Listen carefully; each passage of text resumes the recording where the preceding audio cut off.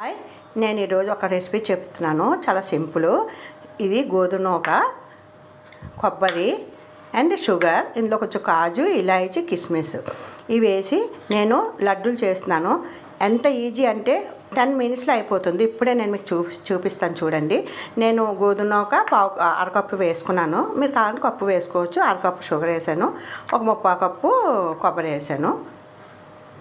నేను కొంచెం నెయ్యి వేసి ఇది ఇలా వేపాను.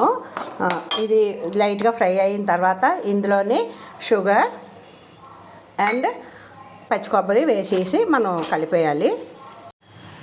ఆ 3 కలిపేసాను, లడ్డూలు చేసేసాను. ఇదిగోండి, ఈ రకంగా చేశాను. ఈ కలర్ ఏంటంటే నేను కొంచెం గులాబీ జల్లు వేసాను, రోజ్ ఫ్లవర్ది. దానివల్ల ఈ కలర్ వచ్చింది.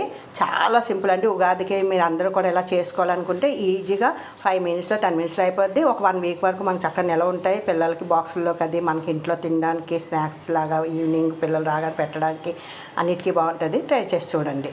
మీకు నచ్చేట్టయితే like, share, subscribe. Thank you for watching.